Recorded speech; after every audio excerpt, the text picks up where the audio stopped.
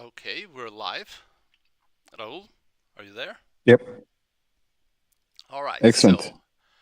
hello everyone. This is the second episode in the Making a TDD Coding Agent, this time co-hosted with Raul Ramirez and Jaksha Vučković. This time you'll get a proper show with two hosts instead of for the price of one, which is free. So, uh, let let me see, where did we stop last time? TDD, sorry, this is not the right one. TDD Coding Agent, that's the right project. So let's do a quick recap of what we were able to do. We were trying to write an AI agent that would be able to perform test-driven development. And we've looked at a few different solutions and realized the best thing is to make an agent that uses a coding agent, because we don't want to go through the hassle of teaching an AI on how to edit a file and how to uh, do to fine tune it to produce proper code. But instead, we're under the covers, we're actually using Claude Code, and uh, our agent is just really a bash script which enforces the TDD cycle and invokes each of the steps of the TDD cycle uh, and instructs Claude Code to perform that step. And out of the four steps, and uh, Raul, can you remind us of the four steps of the TDD cycle so that our audience is catches up to the last episode? Yeah, so should be able to write a failing test. Then we want to see that test effectively fail. We want to run it. Then we would implement the code that would make that test pass. We would run the test again, and we hopefully we should be able to see it pass. And and finally, we should be able to refactor and run the test again and see that nothing is broken. And it's that last bit that I think is missing here, right? Exactly, the We don't have a refactoring part. refactoring phase.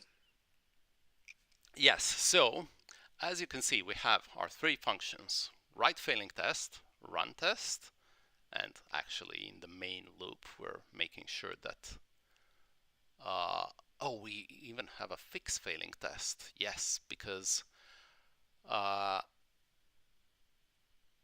the fix failing test, oh yeah, that's fine. So if this fails, we will run, no, sorry, I forgot how this works. So our running the tests produces the results. Then these results are actually the output of this function.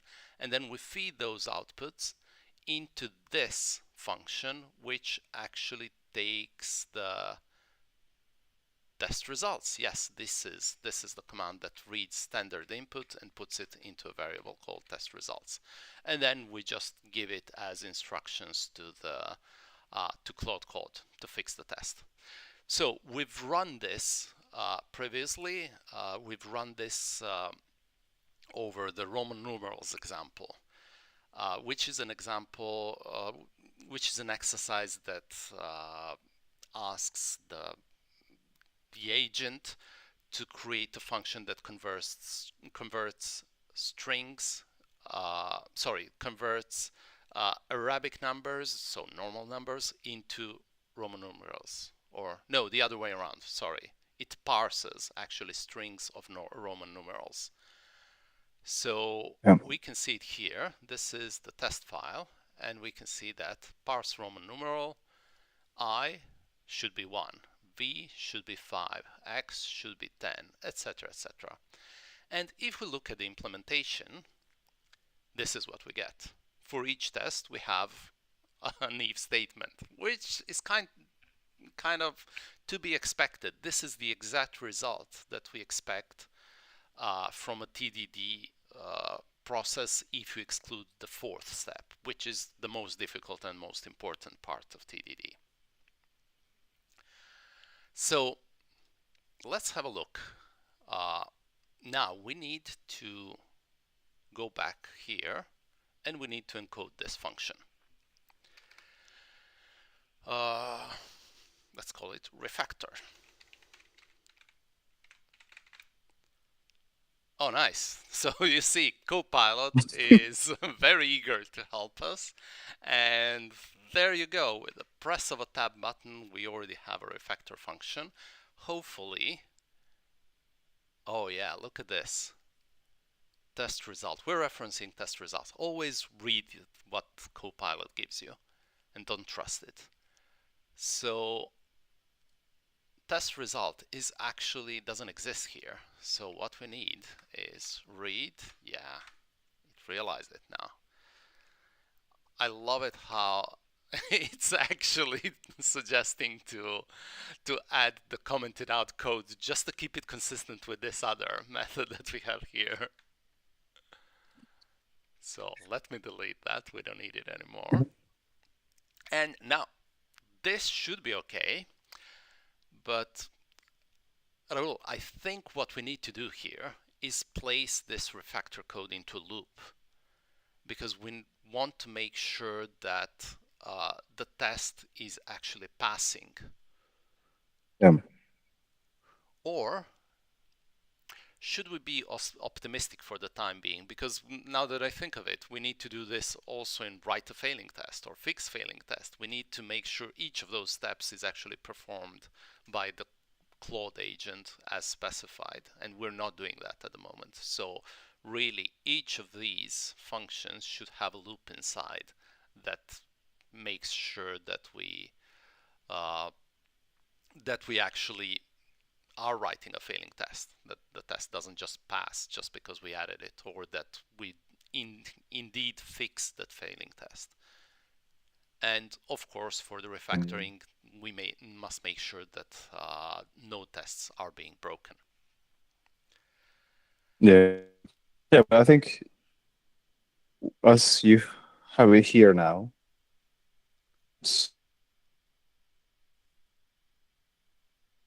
I guess part of this is to from how you would agent and how the agent would do the things that you're trying to do. Yeah, I think you could have a while in each one of those functions, but I think you have a right now you have a simplification step that is seems sufficient for now. Yeah, yeah. So let's do this refactor code. And well, that should do the trick, shouldn't it? Refactor code, no. Actually, if we want to keep this simple, then we remove this part. And the following test, no, sorry, the following test result, this is the part that we want Yeah. to remove. The following code, refactor the code. Okay. Well, this should do the trick. Of course, we are running a Claude agent, which might actually be smart enough to do that inner loop itself. So it could actually run the tests and verify whether the tests are passing or whether they're failing as expected. So Yeah, let's do this. and I think before you run it, I think you're right in the sense that the ID is helpful, but at the same time it helps way too much. So I Yeah, think um, I don't think we need to read from the standard input to refactor the code. good point. So line, yeah, that line I don't think we need. So it says, given the following user input and the following test and the following code, refactor the code. Yeah, okay.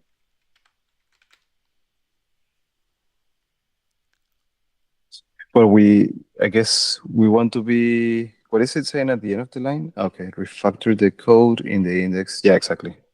Yeah. Makes sense. So that it doesn't go and refactor the test file. Okay. Before we run it, I just realized I haven't set up the API key. So let me do this quickly off screen. Mm-hmm. Um, let's see, let's reuse this window. Anthropic API key. Get API key. Again.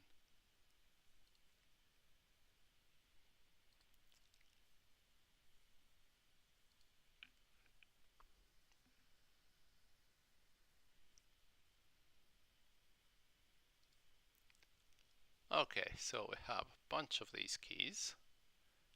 And can we copy them? No, we can't, so I'll just need to delete these old ones. And also the consumption wasn't too bad. The first time I tried Claude Code, I think it burned like uh, $5 on the wrong on just one prompt and a wrong solution. Oh Yes, dear. please delete it. Archived APIs cannot be updated. Cancel. It has to be disabled first, apparently. Delete API key. Well, still nothing. Okay, Well, well, it's disabled. anyways, you need a new one. I hope it's disabled. Oh, it's archived for some reason. Okay, Mm-hmm. no idea. Oh, okay. Apparently I've already deleted it. It's just the UI that wasn't updating. Okay, TDD 3. Add. Oops. Okay, now I need to. TDD4. Let's do another one. Let's do this properly. So,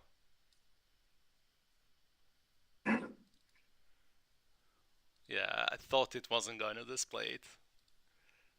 Okay.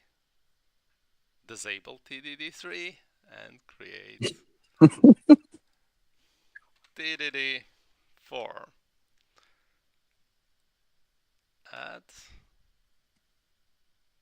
copy, and now the other part, which is pasting, which also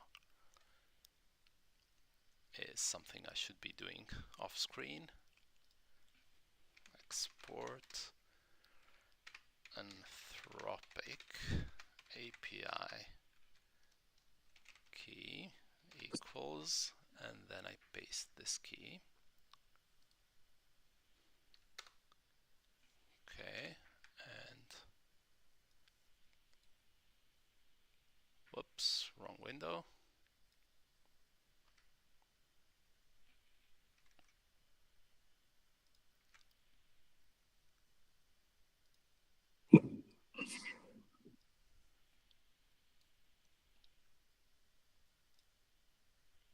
Okay, now let's try this. TDD.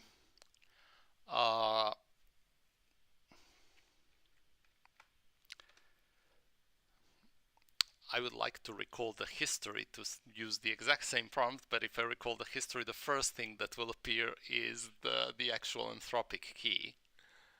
Mm. So You can open a new bash window.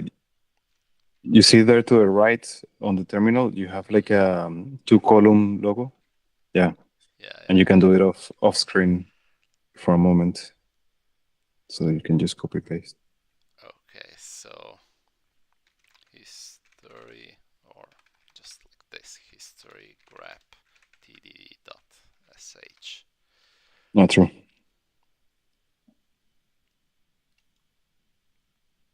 Copy,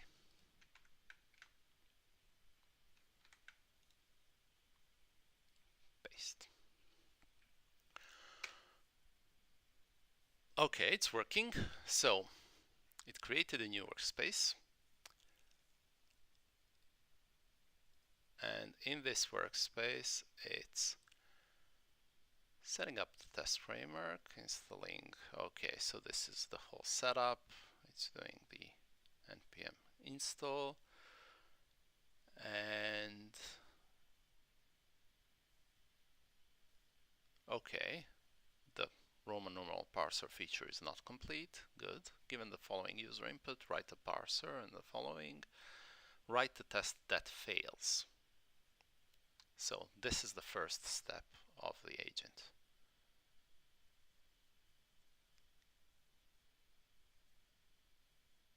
Oh, I think it just did Let's that, see right? it. Oh, look at this. Did it actually write multiple tests at the same time? I wrote one test with all the Yeah. possible expectations. Well, it's just the basic digits, so I'll Yeah. accept this. I'll accept this as valid TDD. It's not by the book, but you know. So just for our viewers who are not very familiar with TDD, the typical structure of a test should be made out of three parts, which is given that, and then you specify the context, when, and then you specify the actual invocation. So in our case, this is parse Roman numeral, and then the expectation. So these are very simple tests. So for these tests, we can just write a one-liner. Expect parse Roman numeral to be 1, and our three parts are, so this is the input, this is the given part, this is the when part, and this is the then part. Although, oh, second test. Ah, nice. It should not handle invalid Roman numerals. So let me increase the size of this, and let me also display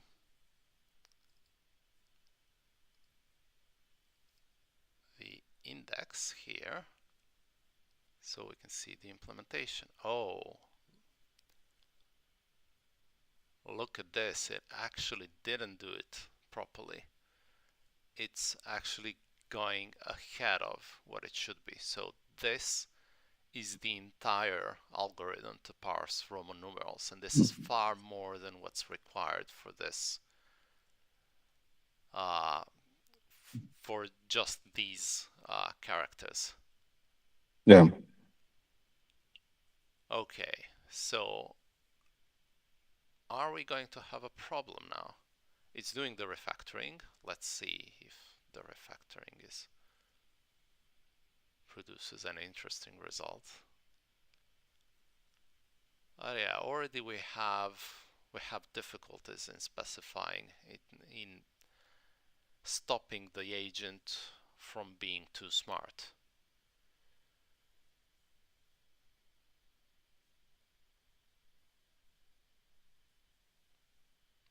Okay, apparently it Uh, refactored, and yeah, I think now, here we're seeing that it's going around again. yeah, so it's doing a third iteration, and now it's writing one more test. So it, oh, there you go. Okay, these are the tests where you have something before. Yeah, this is more complete. I'm actually expecting this to be almost feature complete. Maybe what we're missing is a few more invalid inputs. Okay, interesting that it chose 0 as the result for invalid inputs. And look at this. Oh, now we have a refactoring. So Yeah. what the Ooh. refactoring did, yeah, it created additional functions, additional indirection, which it's debatable. Do we need this, or are we over-engineering the code? And is the over-engineering just a result of asking for refactorings? Let's see the Yeah, exact this is wording. So refactor the code. So we're not giving any instructions about how to refactor the code.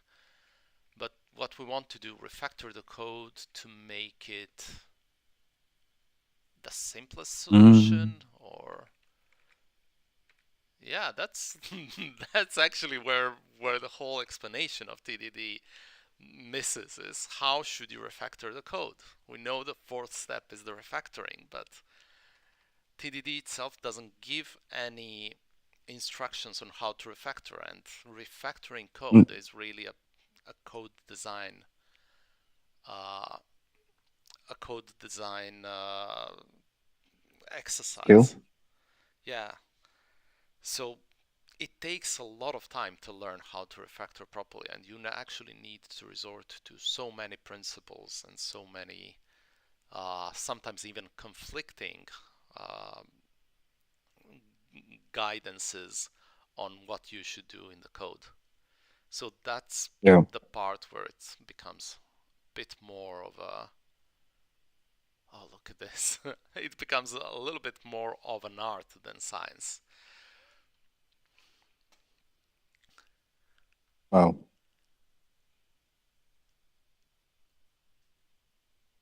Well, But yeah, it's this actually a good is, list. yeah, But yeah, the code itself is a bit too much, I would say.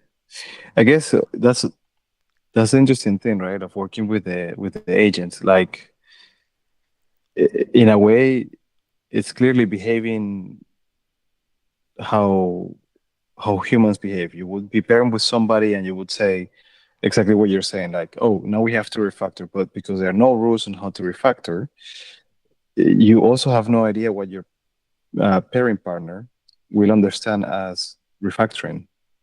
precisely. And we're sort of seeing the same here. And it's really interesting. I mean, this is the whole essence of how people over-engineer code. So if you look at this, just the mere action of refactoring upon refactoring upon refactoring is making the code unnecessarily complex. Not to mention that it's not refactoring this part, these invalid patterns, which, because these are just a few patterns. What we should make sure is that we have rules. Oh, look, it changed. We should have rules about the patterns here. So something that tells you, okay, there shouldn't be a sequence of more than. Uh, well, actually, if it has one of these patterns, this excludes any sequences of more than 4 of these digits, and there shouldn't be more than 2 5s in a row. I honestly I didn't even know this was possible. Oh, sorry, this is invalid. So no, we shouldn't Yeah, have they even said, two. yeah. Yeah. Okay.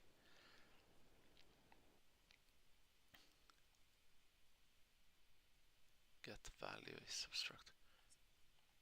Oh, it created a class. Validator and calculator. Oh, this is so interesting.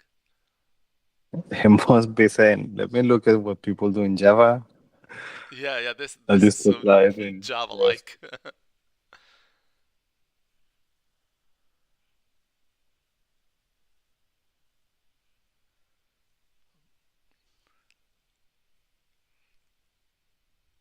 Roman Oh. calculator, calculate total. But it's also making me think, like, how challenging it must be to develop an LLM, because the people developing these LLMs for, especially for coding, like coding, yeah, LLMs that can code, there is so much that is actually not written. So it must be really tricky Yeah. at the core of the development of the LLM and passing the right parameters to make it create something reasonable. Oh, look, it reverted to a functional, to a procedural style. So the classes are gone now. Okay, and this is another behavior that we see in real projects, that they Mm. oscillate between different solutions, often even between different architectural solutions. Now I think we're actually seeing bad behavior from the point of the agent, because it actually wrote two tests which are conflicting. So the parse numeral, the Roman numeral of an empty string should be 1, but it should be 0 at the same time. Okay, so definitely now yeah, we're actually having failures, and there's no way we can implement the code that doesn't fail this. So I'm going to stop this, and at this point, okay, we have two problems. One problem is that it's not treating these as individual tests, but rather it gives uh, these lumps of tests. So it's batches of tests, which in real life I do as well. It's something that's quite normal. But if we actually want to do this by the book, we want to instruct the agent to do test by test. On the other hand, the other big problem that it did is implemented the entire solution. As soon as it had the first test, it provided the entire solution which solves all the future tests. Yeah. So at that point, actually from this point on, we wouldn't be having tests that fail, or at least for a lot of these tests wouldn't fail. So Then I guess is that part of, is that our responsibility then as the creators of the agent to well, then have a prompt that says do this and only this one step? yes, I would say so. I would say so. We're the teachers. So if our student is solving the entire solution, we should tell the student. So Mm. just solve the minimum implementation. And uh, it did it correctly before. I remember, well, when we did this example, here we've had, you see, this was the minimal example. It knew it was solving the Roman numerals, but it gave us a very uh, a very simplified, incomplete implementation of the Roman numeral parser. And this is how the Roman numeral parsing exercise should start. You should start with having these if then else statements, and then at some point you transition to something smarter, like looking them up in a table, summing them, and then realizing, okay, we have something. The order of appearance of symbols matters, so we subtract it if it appears before a higher one. But this should be a progressive realization. So currently our agent, and the only thing we added is the refactoring step, but I think the problem was apparent even before reaching the refactoring step. We've seen two behaviors. One behavior when it is stuck in the dumb phase of the TDD, so where it pretends not to know the solution. And the other extreme is this one, where it kind of started with the solution that could already solve uh, most of the tests that haven't been written before. Hmm. So I think there's a bit of randomness to that as well. Uh, let's revise our prompts and let's see whether there's anything where we can be more specific and tell the agent to do only what we expect it to do. Yeah. Okay, so write a failing test. Given the following user input and the following tests, following code, write a test that fails in the test file. Dot. The test should invoke the function, or it should be only a single test case. Only a single test case added to the previous tests. Yeah. And I guess somehow we need to tell them to instruct it to avoid what I did before, to have the empty string to return 0, but also to return 1. So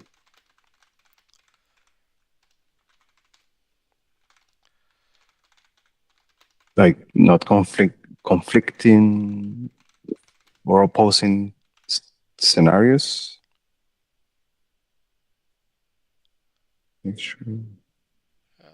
Make sure the test doesn't specify conflicting requirement with the previous tests. Yeah. Sounds realistic. Sorry. Okay. So that's when we're talking about the failing tests. Now let's talk about fixing the failing test. Given the following user input, add the following test, that following test results, add the following and the following code, write the minimum code to pass the tests in the index.js file. Well, Hey, they already had the minimum code and it's sorted out yeah. before. Okay, Copilot is suggesting us what to tell Claude, right?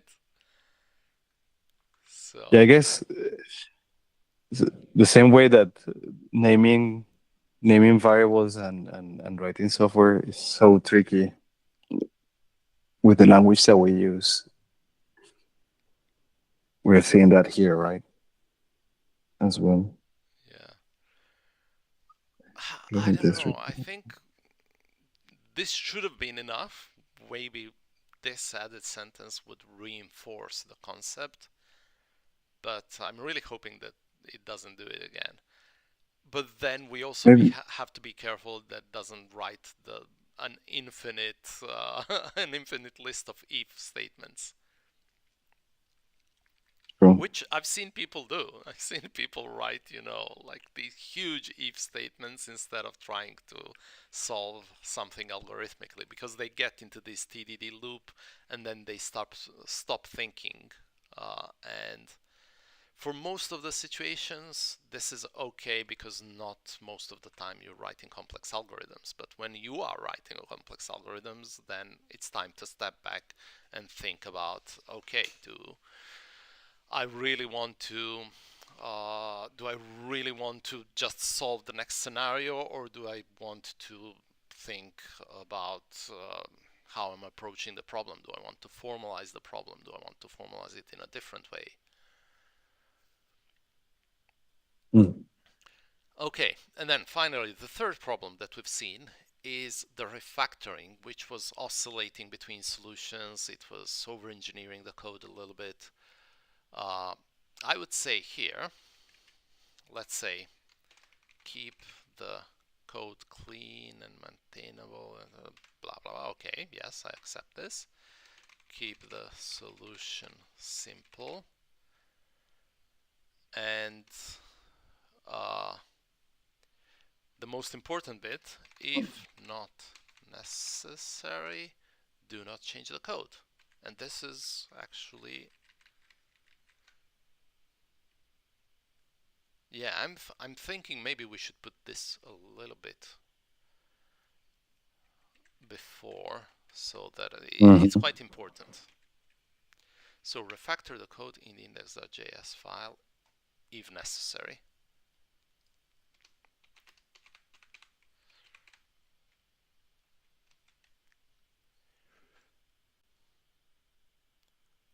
Code, or I rather, wonder if we should remind it to follow certain best practices, like I don't know, we solid could just stuff. broadly say something like apply clean code principles, kind of thing.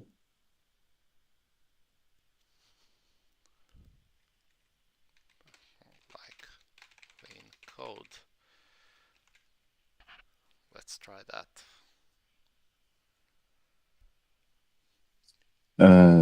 And you want to keep the last part, if not necessary, do not change.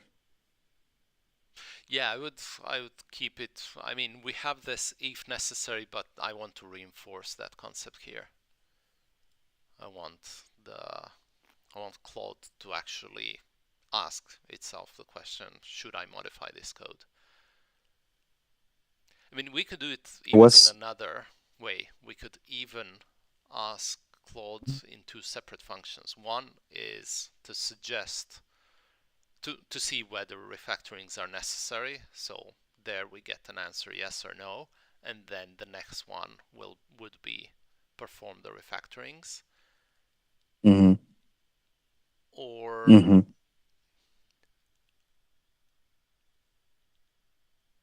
and yeah, but it's two different invocations. So if the first one we ask, it says no, there are no yes, you should be doing refactorings, then the second one doesn't know what the first one thought. So true. but let's try it. Let's see how this works, and then we can iterate over it again. Okay, so again, Roman numeral parser.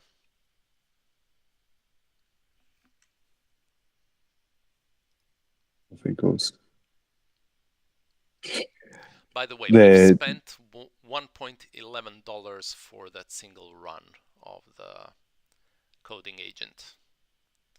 oh, So you get well, no, I was gonna ask you something about the charging, but that's something that one can read in the documentation. The the thought that I just had is while you were writing the refactor prompt, I think it was Manoj Kurian yeah, who I saw not long ago, writing about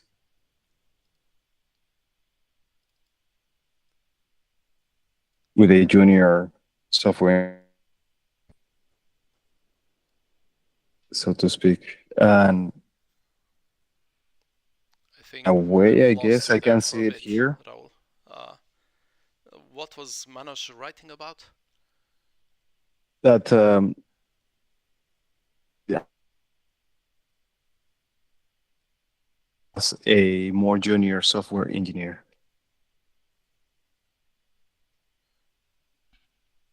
Raul, you're breaking up. I've heard that Okay. Manoj was writing about a junior software engineer, but there was something in between, right? Yes. Let's wait. Okay.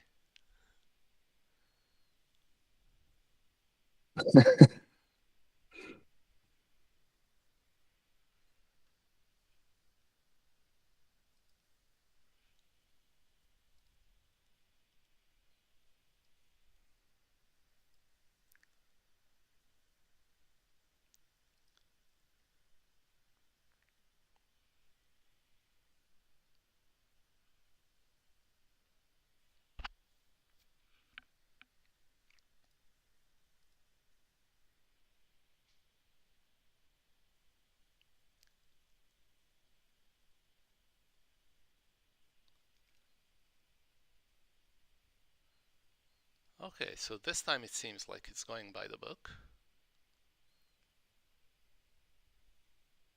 One scenario per test, and it's writing the simplest implementation.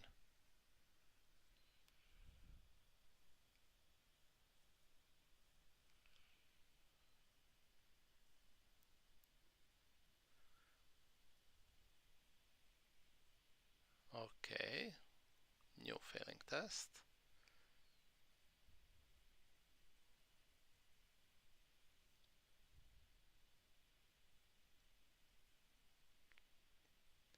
All right, so now we're looking for the transition. We're looking for the point where, oh, there you go, the refactoring step. Yes, this is it, Rahul. It's Nice. growing. Our child is growing. So it did the refactoring step and it actually realized, okay, I can put this in a map and then I can return stuff from the map or 0.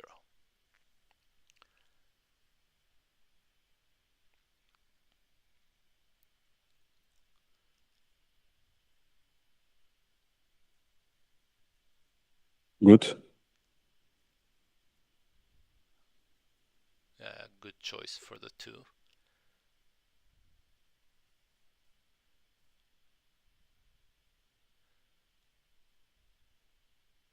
So the test writing function, I'm not sure whether it takes into account the code. I don't remember whether we gave it the ability to read the code. Yeah, we can see that, but at the same time, the or zero that I had before, that that was not necessary. But this is performing really nice. You see, now it added 2 and then it refactored the code there to actually sum the individual parts.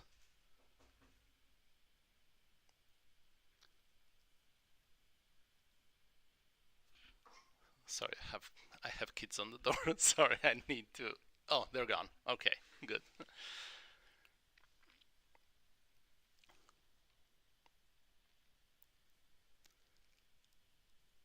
All right, now 4. 4 is the critical one. Now after this, and this is really the thing that I'm slightly worried about.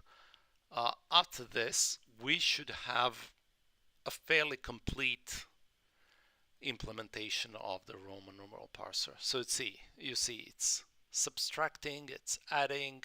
The only thing missing is detecting invalid inputs, and that's fine. But I think our function that detects whether a specification is complete or not, I think that's the one that is not working very well. I think it will just keep on looping infinitely. Yeah.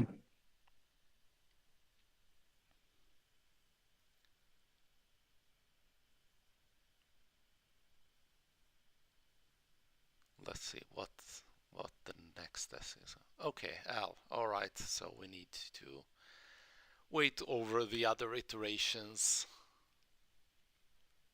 Let me see what's the consumption so far, because this is going to take a long time. So it's 1.69. And Raul, do you have you thought about this? But these agents, they're faster than humans at coding. Not maybe more efficient, but definitely faster. And especially with things like Claude Code, which is, I think, on the expensive side, they could be burning money quite quickly. Yeah. I So they could be burning something comparable to a developer, well, maybe a junior developer uh, in in a non-expensive country, but yeah.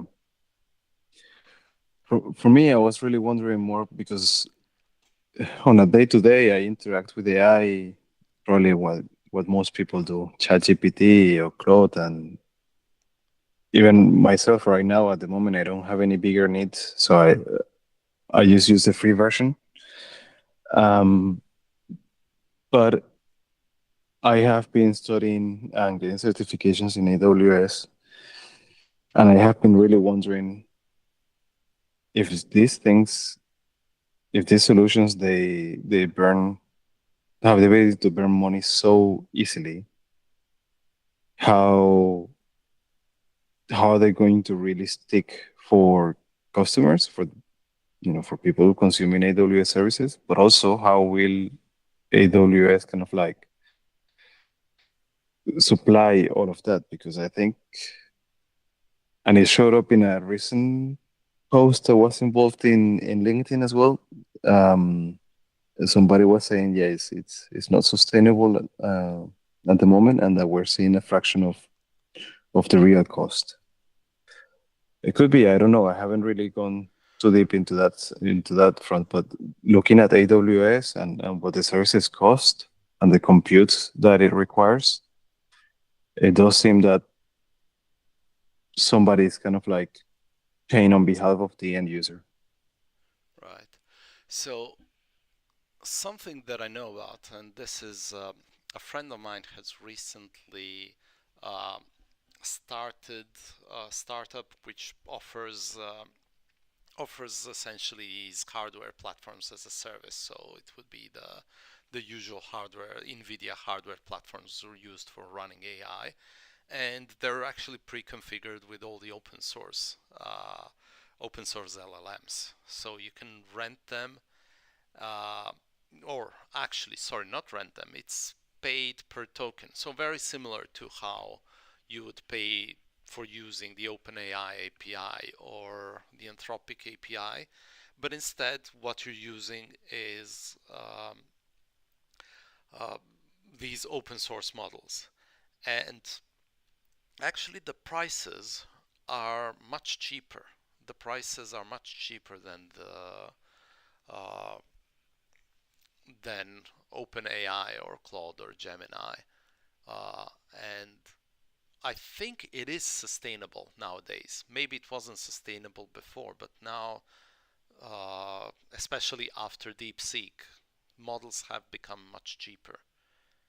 Mm. And also, I think the biggest, yeah, definitely the biggest expense is the trainings, not so much the execution. It's the training part, which is a huge expense.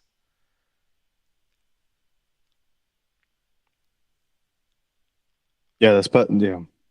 That's why I was wondering from the AWS perspective, because in with their services you can fine tune, so you can go back to training essentially. Yes, yes, and this is kind of the added value. Yeah. Okay, now we're getting the invalid Roman numeral character.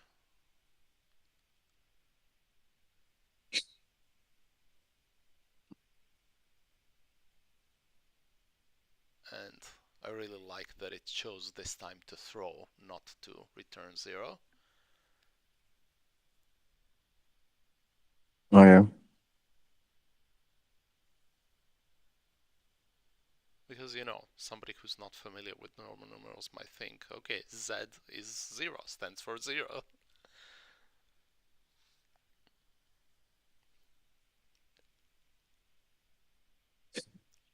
For I think if I were interviewing somebody, it would be really interesting to hear why they make this choice, why to throw, etc., etc. So it would sort of it would be nice to see how is the reasoning behind the LLM Yeah. to choose that one. Yeah, you It's can just a get this curiosity. with thinking agents. So I'm not sure whether Claude Code is a thinking agent. I believe it is, but at the moment we're not capturing the output. So maybe it got lost somewhere. Yeah, probably. Yeah. Oh, look at this. I like this. Yeah, it's not. It's actually captured. Look, the code is already well structured, clean, and follows best practices. Simple, readable, and correctly implements the Roman numeral Mm. parsing logic. The implementation handles. No refactoring is necessary. Fantastic.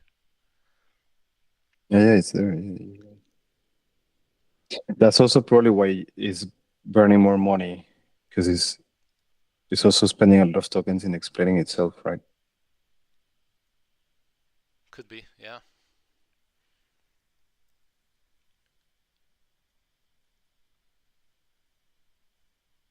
But yeah, I think thinking agents were a big step up. Um, I was thinking of something like that, the thinking agents. This was on the top of my mind even before they came to market, and it was kind of obvious because when you run the agent, it does things in a very stochastic way. But if you try to simulate the process that a person does, then you would actually have thoughts forming before the person starts speaking. And it's the usual thing you should ask someone who's young, like teaching a child, think before you speak. Mm-hmm. Now, the actual thought process of people, I think it's slightly different because I think our thought process has multiple directions, so multiple conversations at the same time, and then our brain picks one of these trains of thought and then converts it into speech, or at least that's the intuition I have about the thinking process, human thinking process. Mm-hmm. So maybe that Yeah, could be the yeah, I can next see. step in terms of thinking agents.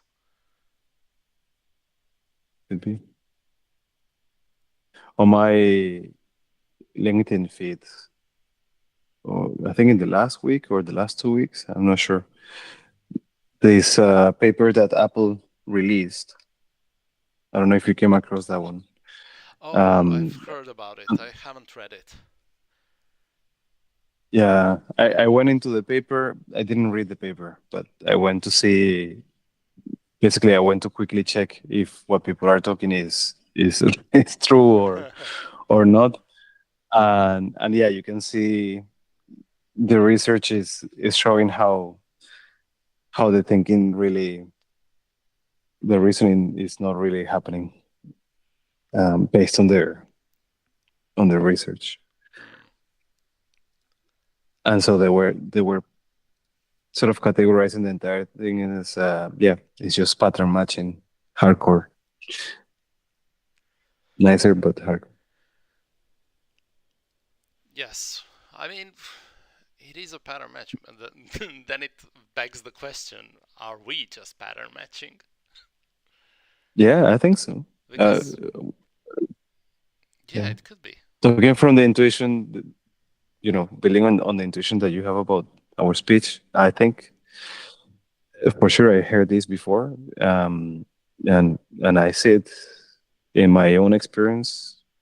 I match so many patterns on so many things, uh, and it's what you were saying, the multi-direction comes also for me in the senses, images, sensory, smell, images.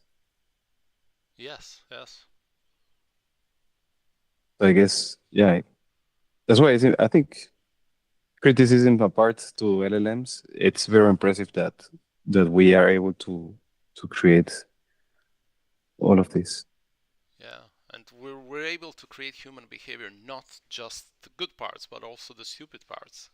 Like, and unfortunately, the bad parts at some point. We haven't seen them Mm. yet, or think we haven't seen them, but uh, how how close are we to an AI malware, to an LLM malware? Oof. Yeah, Skynet. So I ran an experiment a while ago uh, with ChatGPT, and I gave ChatGPT a series of scenarios. So I asked it, "What would you do if you ruled the world? How would you make the world a better place?" And it started very positively, improving this and that. And then I said, "Okay, what would you do with people who actually don't want to?" Who are protesting against having an AI ruling the world.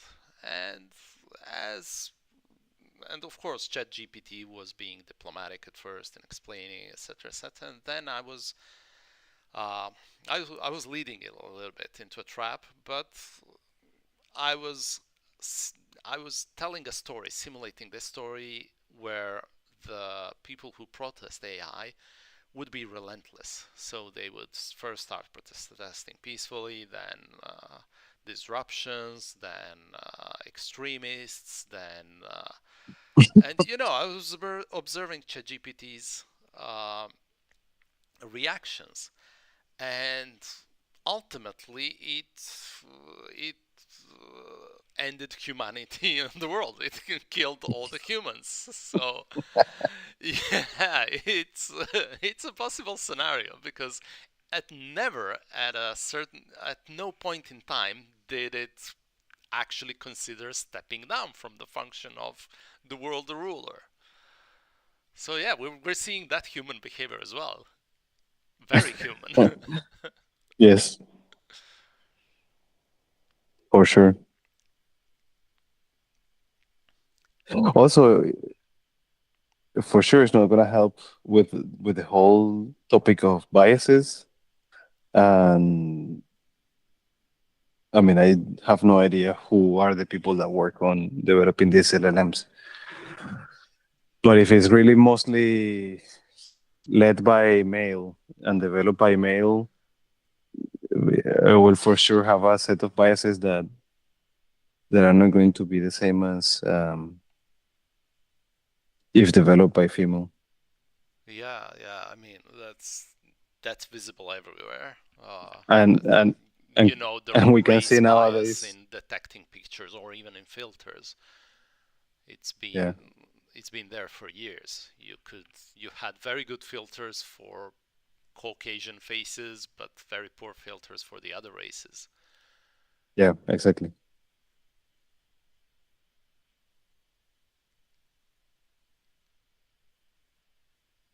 I think there was a case that Microsoft were sort of shamed because of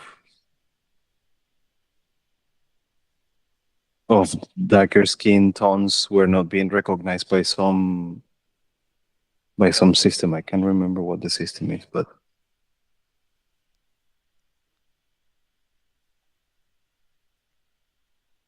yeah, they had that. Okay, I think our coding agent has went for an infinite loop, or is it still creating valid tests? Invalid sequences. IIV.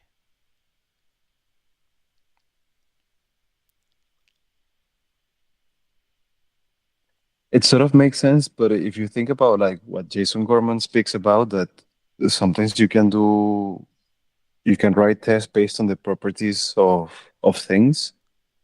I think here is just exaggerating on how many tests he's trying to write.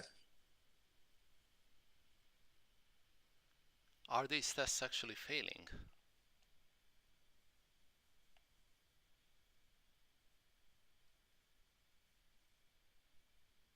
Okay, it's not doing any refactorings apparently. Is the feature complete?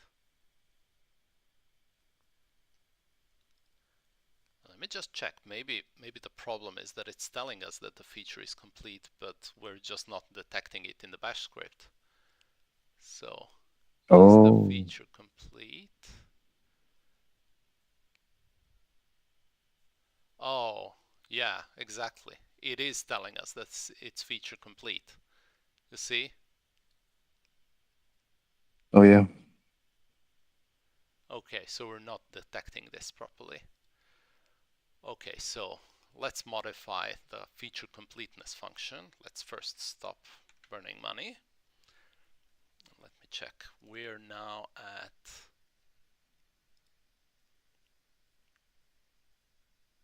3.33, $3.33. And and this is also a preview of our salaries in the future. Yeah. So how are we gonna be cheaper than AI? Well, I guess we're not gonna be as productive. So yeah, we should definitely find a different way to to make ourselves useful. And one of those is writing coding agents. But let's look at, because if you think about it, the first run it wrote bad code. Well, not bad, but like not, you know. not simple Yeah, following the TDD and all that. And and then also the tests were not that good. It locked itself, and it only spent $1 something. And now I spent double the first time,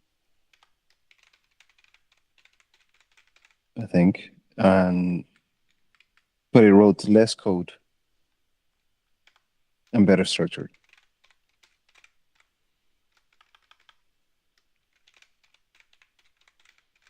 yeah, definitely humans are still relevant, but uh, there's an ongoing discussion on whether better models, whether that means more powerful or differently used, will be able to solve this problem once and for all.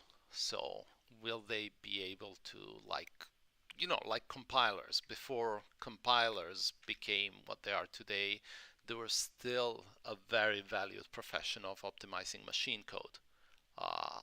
I learned how to write machine code when I started programming, and that became quite useless during the 90s when the C and C++ compilers became so good that no human could match them.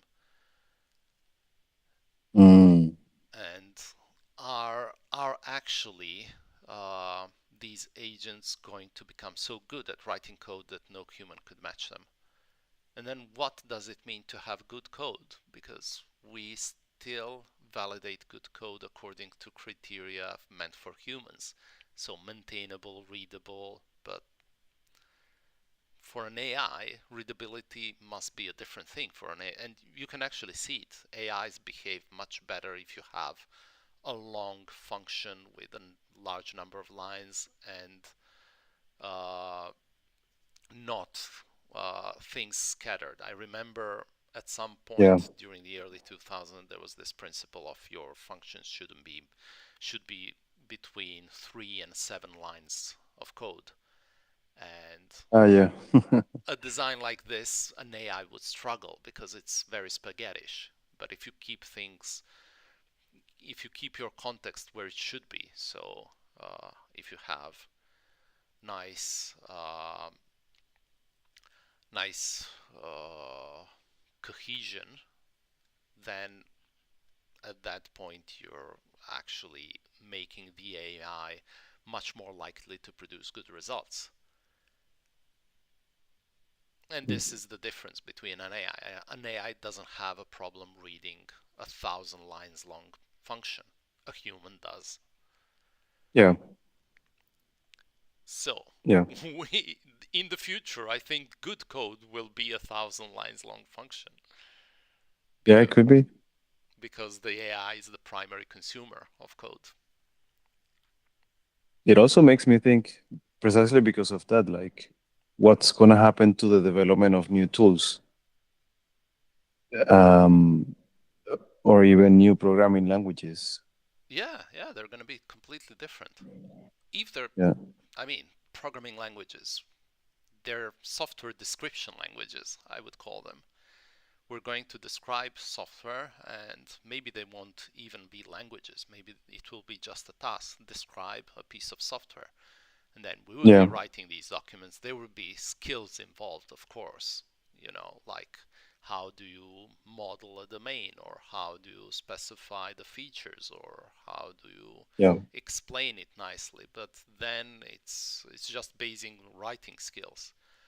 And well, it's not just basing writing skills, it's analytic skills and formalizing skills, and there's still a lot to do apart from coding in software development. But then again, Yeah. and now I will contradict myself. I will provide a counterpoint to that. Can't the AI replace that even easier than coding? So maybe the future is not humans specifying software in natural language. Maybe the future is AI monitoring humans and coming up with software that helps us Yeah. entirely autonomously, and we're not even involved in the decision process of what software to write. Yeah. And that does sound Yes. a little bit scary. That definitely sounds scary. Yeah. Okay, but back to our code. is feature complete. We need to modify this function, is feature complete. Now we actually want to see something like we want to grep this. And let's see. Yes. And yes.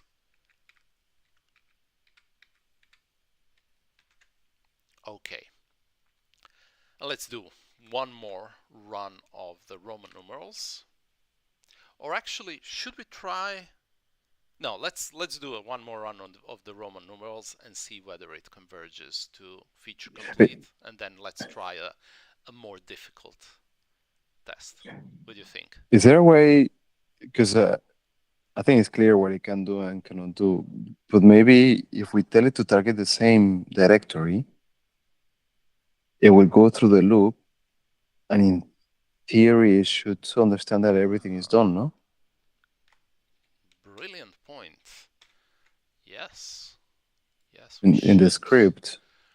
Okay, so workspace directory. Fine. We want to skip all this initialization. Yeah. Okay, so let's I, first put it into a function. Set up workspace. Okay. It's listening to us, man.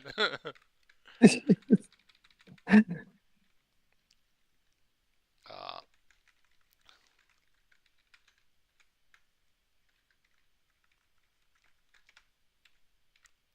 so sounds good. Yes, yes, yes. And we can we return stuff? Turn workspace there. I'm not sure if this is something. what Can we what do you want it for? do bash functions have a return value? Yeah, they do have a return value. And is But that return but value a number, or could it be also but string? here, uh,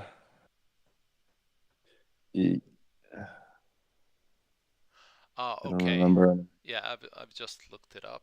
Let me. Uh, so bash functions primarily communicate success or failure to exit status codes, not direct return values like other languages. So okay, this is 0, but if we want, we can actually capture the standard output. So yeah, we should be using standard output in this case. But also, I This, think you don't need to do that here, right? I think you just wanna save it there in the function, comment it for now, and in this yeah, case, just we cd can do into it the later. Yeah, previous. right. But let me just do this before I forget. Mm. And here, workspace there equals, and for the sake of this experiment, we're going to just copy this.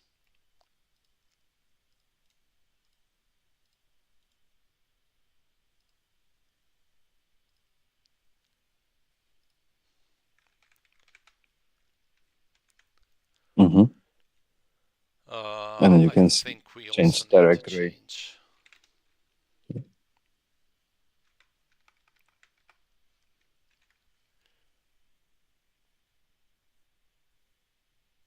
Cool. Yeah, that sounds good. Okay.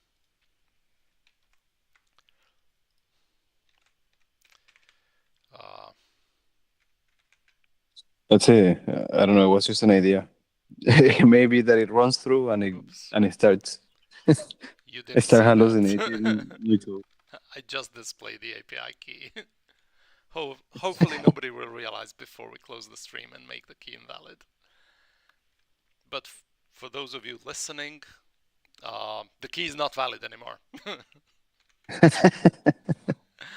um, okay.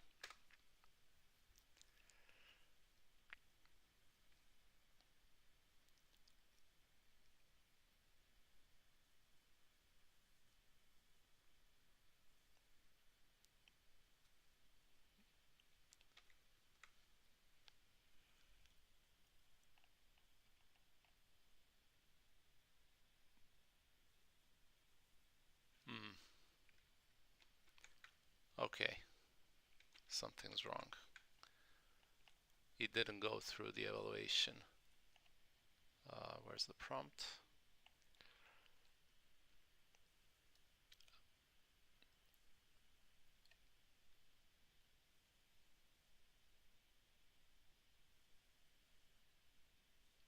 Given the following user input, is the feature complete?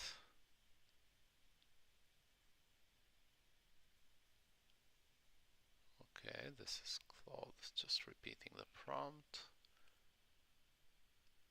And then Claude AI failed to respond.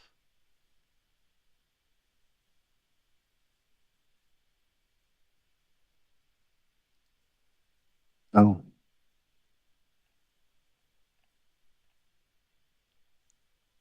Hmm.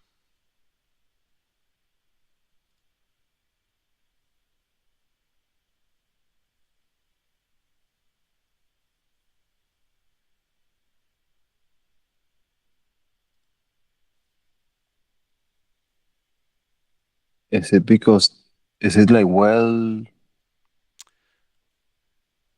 the is the prompt well structured? Well, The prompt I didn't guess so. change.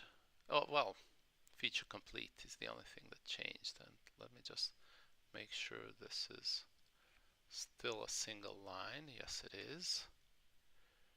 Feature complete for yes and feature not complete for no. So that shouldn't be a problem. Maybe the problem is the piping of the output. Maybe Claude behaves Yeah. differently when it detects that the output is not a standard a terminal. Um, let's try this. Delete this. So we should still get the output on the screen.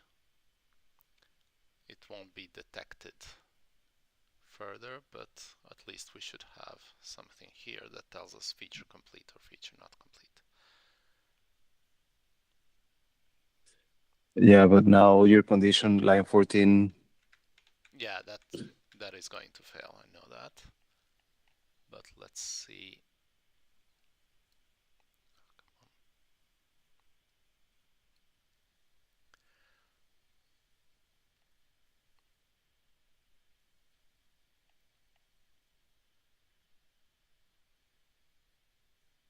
Feature not complete. Uh-huh. Lowercase and mixed case. Okay. Fair enough. But if we pipe this, Claude will behave differently. So let's have a look at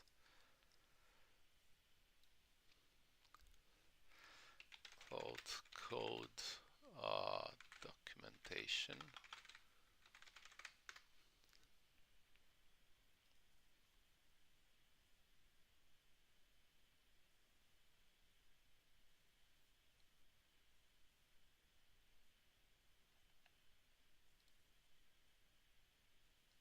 CLI usage. Okay, it can process piped content, but can it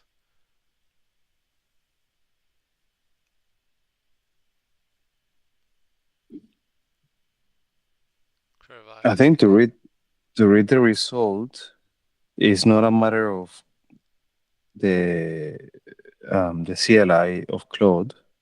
It's just regular Pascal.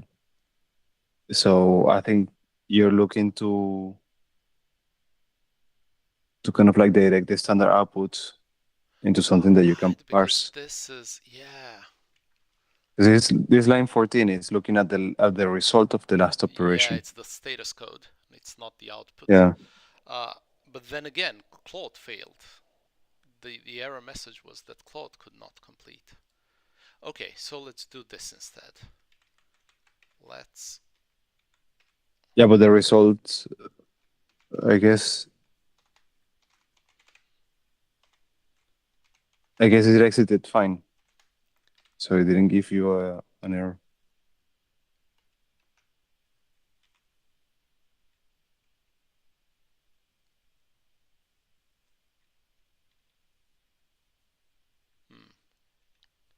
Maybe this should work. Maybe. Let me just try this.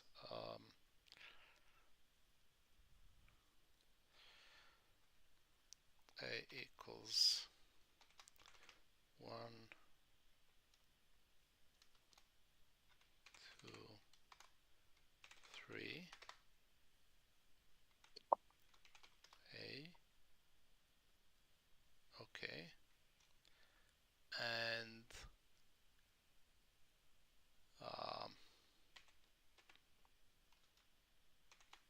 A equals 2.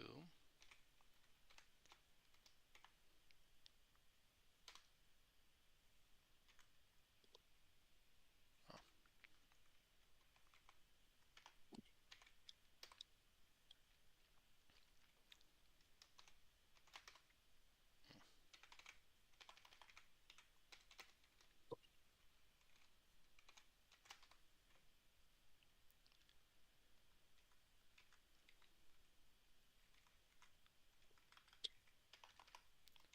orange.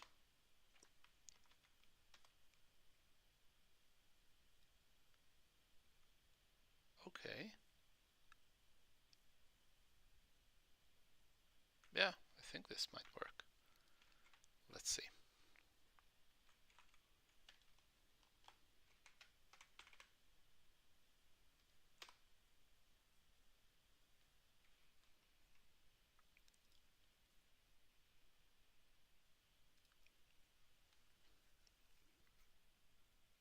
I wonder what was the problem with Claude. Why couldn't Claude complete? Maybe it was rate limiting.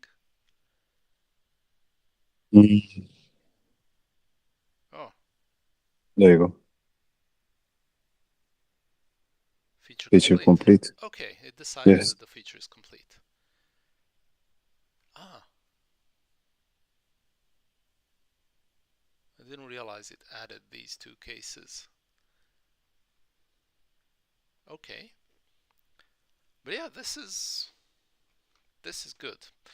Okay, so as the last test, shall we give it a chess solver, see how it behaves? And I think it's been already 2 hours, so maybe we could wrap this up after that test and maybe leave something for the viewers to try at home. And let me just, before we do this, let me just commit what we've done so far. Yeah. I think you want to commit the version without the Right. feature complete test. Yes, although now my the ID is not responding. Okay.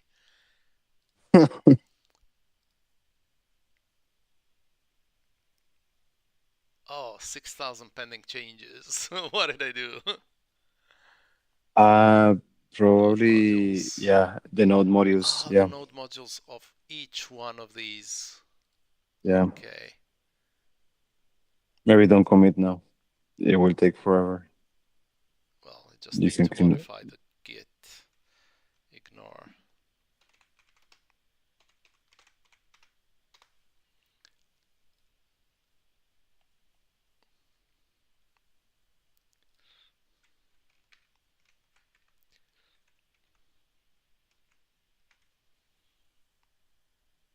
Yep, did the trick.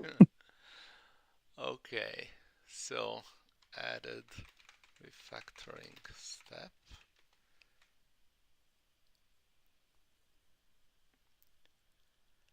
And now TDD But right. wait, it won't. I think you have to still the code that checks change directory into the specific folder. Good point. Scroll down. Yes. Yeah, that one. Here you want to call your function.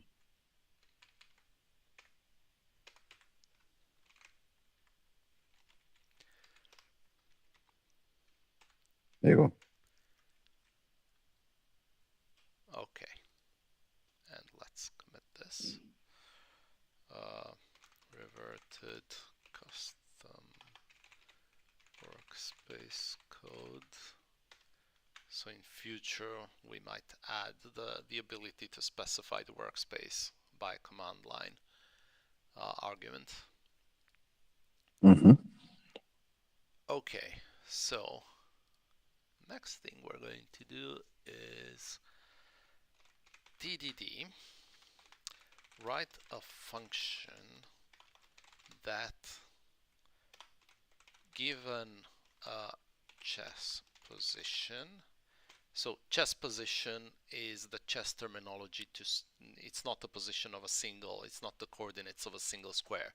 A chess position is entirely the entire board with all the pieces on it. So whatever configuration, well, it includes the information about all the different chess pieces. Mm-hmm. So Do you think you have to be that specific here? no, I'm assuming that the the agent knows what a chess position is. This explanation Okay. was primarily for our viewers who don't play chess. So write a function that, given a chess position, produces the list of all legal moves. So this is significantly more complex uh, than the Roman numerals, and it also doesn't specify the format of the input and the output. So how are we going to encode the legal moves? Are there going to be strings, or are we talking about data structures? Uh, how do we specify a chess position? Are we giving the coordinates of the pieces, or are we giving a sequence of the moves that led to this state? And this is all something uh, that the agent should solve. Also, I want to see whether it's smart enough to make the tests so simple that uh, it doesn't check for example, if you take uh, the initial board, I think you Mm-hmm. have like 8, 16, 18 possible moves just with the initial board. So I wouldn't want the first test to check whether, given the initial board, these are the 18 legal moves. I would really like to see it be smart about it and say, okay, given this position, is this move included? So that it can actually iterate in much smaller um, steps. And I think that's going to be a problem. That's going to be a problem that we'll have to solve. But let's see it behave. Okay.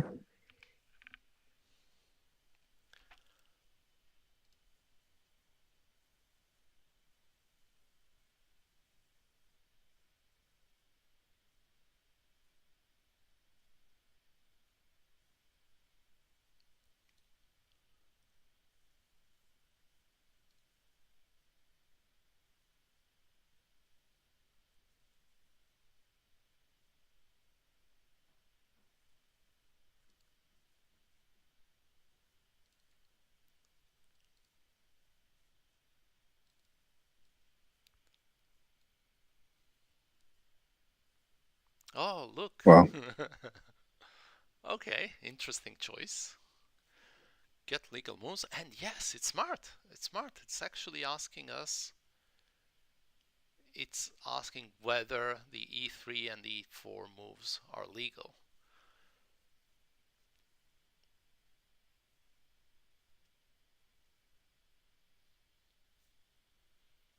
And to be honest, I don't think this is the most efficient way to encode a board, but it's definitely one that it's nice to see in the tests, so humans can interpret it very easily.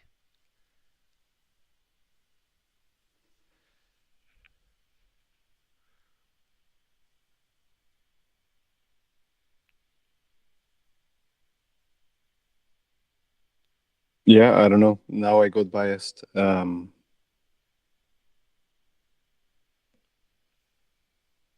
Would you use I guess numbers.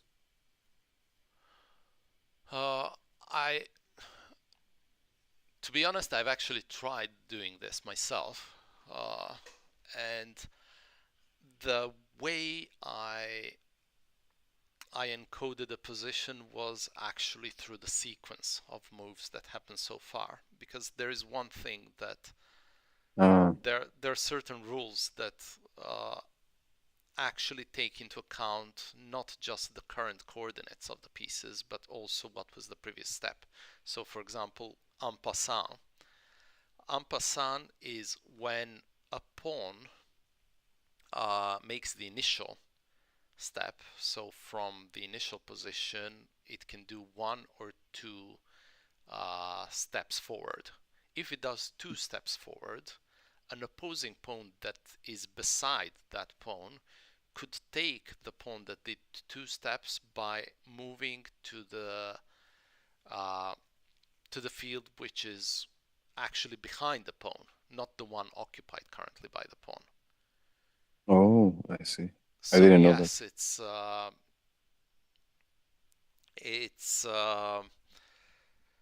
a little bit more complex than just looking at the at the at the position of all the pieces. And this is a valid move only if the previous move was that pawn's move. But on the next turn, that is not a valid move anymore.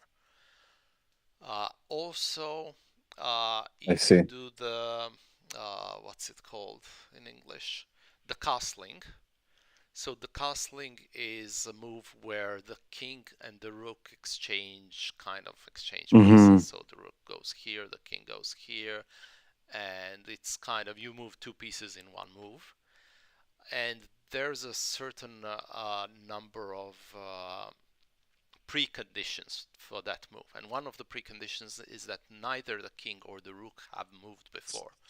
So if the king moves and then goes back into the same position, uh, it would be the uh, same pieces would occupy the same fields on the chessboard, but then the castling move wouldn't be valid. Mm-hmm. Okay, let's have a look at what's going on here. So we have is white pawn on starting rank square. Whoa, get legal moves.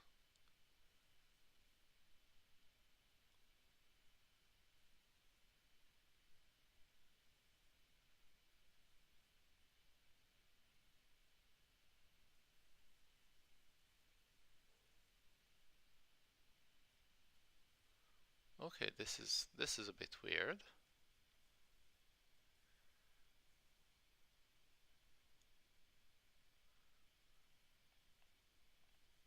And also it's it's actually following a pattern. Two scenarios per, or rather two moves per test case.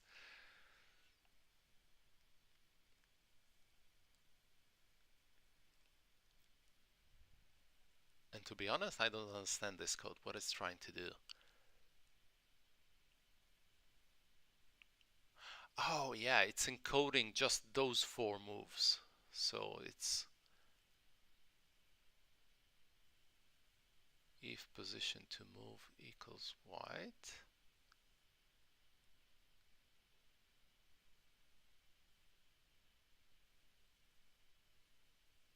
Yeah, you see, now Boom. position, it's a little bit more complex. It says the whole position, so the coordinates of the pieces, plus who is moving, that makes sense. And I believe that this position will be eventually augmented with, okay, what was the previous move? Or have the king or the rooks moved since the start of the game?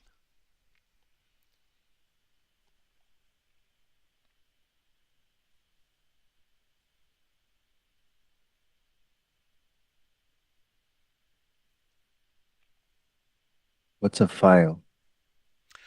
File is a column, so this would Ah, be a file. So rows and files. I have no idea why. Why not column, but file. Maybe And just big. realize, and just noticing, like, because I never learned to play chess in English. I'm, I'm reading and I'm like, what is this?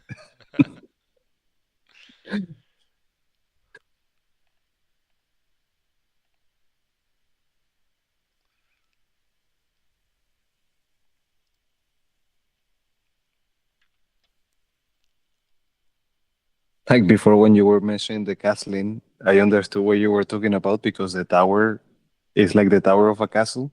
Yeah, yeah. But in Spanish, the name has nothing to do with that with the castle. Okay. So how do you say that in Spanish? What's the Spanish for that? Enroque. Enroque. Yeah. Yeah.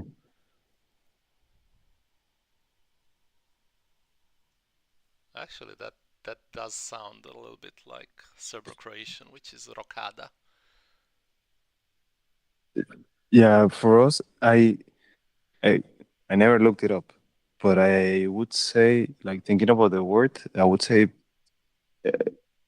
it's probably related to kind of like if you're building an engine and you are using gears to attach to bolts, Yeah. like the fact that you have to spin them and screw them in, that movement of twisting, Yes. I think that's That's Enroque. what San Enroque could be. Oh, okay. I I never really read it up, but sounds like it could be that. Anyways, what do you think of the Well, so far code? it's too early to tell. This looks like it's going to be a very long process. I can't say this is wrong because apart from specifying two moves per test case, which I'm not a big fan of, I actually like that it's following, simple scenario and writing the minimum code that does this. It's already doing some refactoring. Uh, Oh, I see. Because now it's almost doing the same that it did at the beginning, but now it's looking at the black pieces.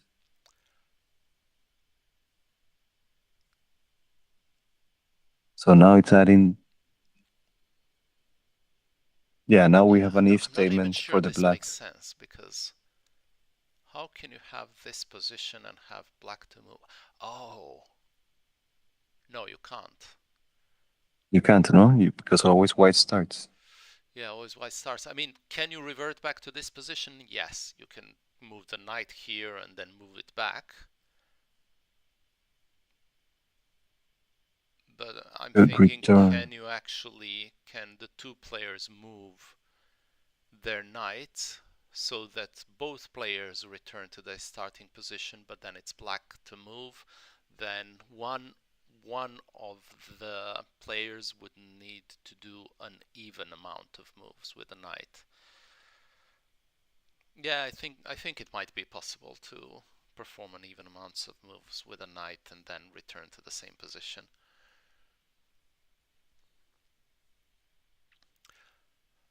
But yeah, I think this is a good time to stop our stream because this is gonna take long. And Yeah. uh, yeah, if we do a third episode, although we already have a coding agent, we achieved what we initially planned. But if we do a third episode, it would be really exploring the limits of this agent and see whether it can deal with such complex scenarios, and if not, what do we need to improve it? If yes, what's the next step? So maybe try to work with multiple files or decide which files it should work on. Work on a proper code base, not just an index.js and an index.test.js. Yeah. Nice. All right. Yeah. Okay. This was really fun. Thank you all for listening to us. And yeah, we hope we can do another episode quite soon. Yeah. I hope that we said a lot of wrong things so that you can criticize and stay more engaged. All right, that's all from Raul and Yaksha. Have a nice day and see Bye. you soon.